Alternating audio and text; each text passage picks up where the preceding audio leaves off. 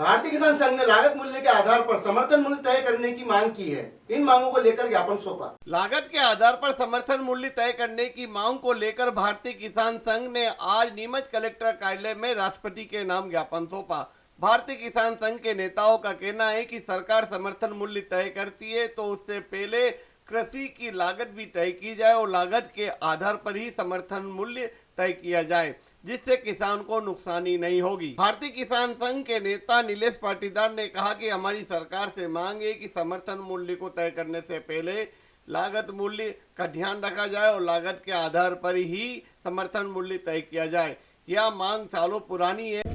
भारतीय किसान संघ जिला नीमच ने आज पूरे देश के सहित पूरे देश में आज ज्ञापन दिए जा रहे हैं और ज्ञापन देने का मूल उद्देश्य है कि जब भारतीय किसान संघ 1980 से एक ही मांग उठाकर चल रहा है कि लागत के आधार पर किसानों को लाभकारी मूल्य दिया जाए, परंतु अभी ये देखने में आ रहा है कि सरकार समर्थन मूल्य तय करती है परंतु समर्थन मूल्य में बहुत सी चीज़ों को गणना ही नहीं की जाती है और वास्तविक जो लागत आती है उसको गिना नहीं जाता है और लागत को कम बताकर समर्थन मूल्य तय किया जाता है। साथ ही समर्थन मूल्य सरकार तय तो कर देती पर उस पर खरीदी सुनिश्चित नहीं है।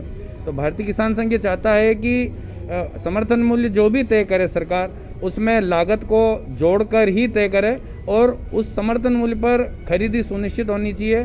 किसी भी मंडी में समर्थन मूल्य से नीचे माल ना बिके, ऐसी एक व्यवस्था होनी चाहिए जिससे कि किसानों का शोषण ना हो।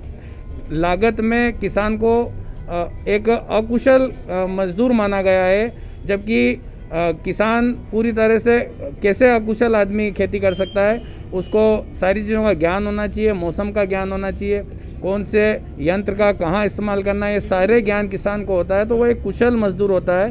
तो जो गणना की जाए उसमें किसान को एक कुशल मजदूर माना जाए, ना कि एक अकुशल मजदूर।